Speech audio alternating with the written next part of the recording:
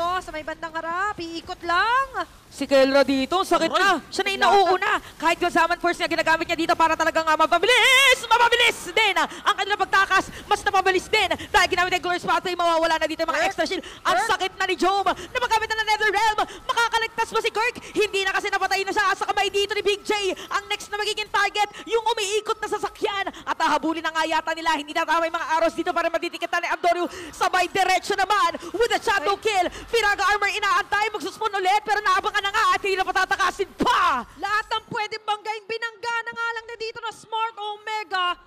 Taking down Kirk and King Kong on the process at makakadepensa, makakalabas pa ng base. Iba ang lason, iba ang kamandag ng barangay.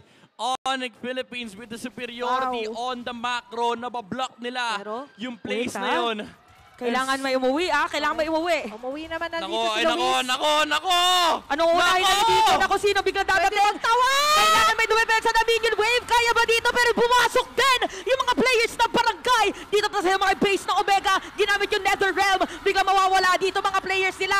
Si Super Friends at saka si Brusco. Bigla na lang nawala. 4 players down para sa side ng Onyx. Pero buhay na si Super Friends. Pero merong Lord. What a play! Dapat din nila binasag yung portal para nakabalik sila. Iniisip ko nga Para yun iniwan nila, no? Pagka-depensa, balik doon sa portal. Nakala mo yun yung mga pagpanalo ngayon sa Onyx Philippines pero na-extend, na-prolong at Smart Omega ngayon, inuuna. Okay lang, okay lang. Lord. Hindi na nila kontrol yun kasi ang dami nangyayari. Kumaga, damay civilian na lang yung portal. Pero ngayon, pangatlong Lord na mananakaw na ng Omega dito. Mula sa Onyx Philippines, Yoshi! Meron pa flicker, bigla nasipa dito si King Kong. Naku, nawala na nga siya ng Firaga Armor habang nasa likod na zone at pa yung mga players nila.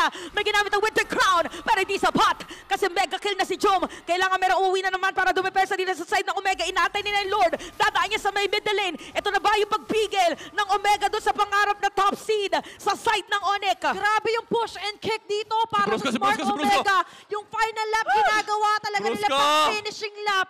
Ito na ba yung finishing move para sa Smart Omega? Now that they taken charge dito sa ating laban, pangatlo or pang-apat na Lord rather, para sa laban na ito, aabante ang puwersa ng barangay. Grabe na talaga. May kita natin siniba na naman dito si Super Friends. Hindi na nakalatag yung Netherrealm niya. At nawala na si Brusco ngayon. Kailangan matras sila. Si Jom nakakuha doon sa Kelra! record. Pero hindi papayag sila Kelra.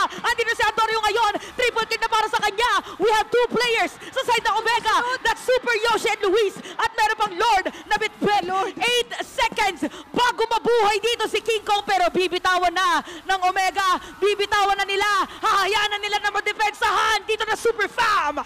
And with that, makakadepensa ang Onyx Philippines ang napipigilan dito ang pag-arangkada ng lason ng Smart Omega. Kanina, Liquid Philippines, Aurora Gaming. Ngayon, Omega at Onyx Philippines. Kung ikaw talaga nakatira sa ibang region, kakabahan ka na. Regular season pa lang to.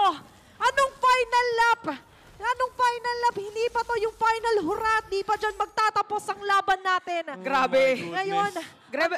Oy, paspon si Kiana, paspon si Brusco. Okay. Kailangan nila ingatan yung top wave. Pwede mag-TP dyan. Although 5 naman yung heroes dito na Smart Omega. kompleto. Baba Pero pa. 5v5 to Parang parang si Brusco yung parang lagi naghahanap ng pasahero. Oo. Kung sino nga isasakay niya. Lahat ng kanto hinihintuan. Ano to? Biyaheng number 2. Okay. Ang konsepto ay biyaheng number 2. Kahit ngayon, hindi man pang shaman, pang sampuan yung laban natin. Makikita talaga natin yung puso, dedikasyon ng ating mga players. Ituloy yung laban for Smart Omega, yung bagsik talaga. Ayan na naman. Ngayon na na-activate. Ito yung mahirap sa ngayon sa Omega. Although nanalo kasi sila sa teamfight, sira kasi lahat nung inhibitor turret nila. Bukas. Yeah. Kanina nga yung sa teamfight na nangyari sa middle lane. Si Luis pa yung termaan ng 2 bangga mula dito kay Kirk. Pero talagang overwhelming yung damage output ni Kelra, especially under the Summon Force. Pwede pa rin, pwede biglang shortcut to Ay naku, hahabol yata sila. Naku, iniwan na yung base. Tapos si Kirk na doon sa may likod. Pwede mag-turn. Parang ito-turn ba nila? O ibibili dito nakuhanin ng Omega. Okay, bibitawan yata nila. Hala, anong bang desisyon nyo talaga? Nandito pa rin yung Lord kinukuha nila. Portal! May bottom lane, meron portal yata sa kanila.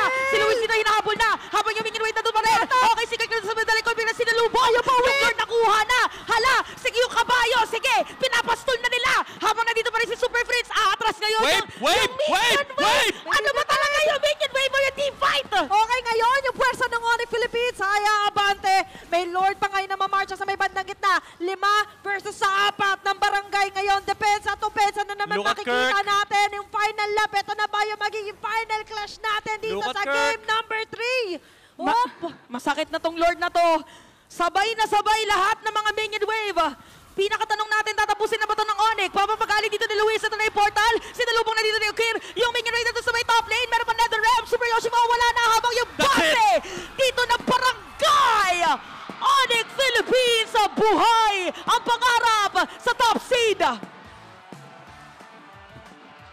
And with that, yung final lap at yung final game ay makukuha ng Onyx Philippines.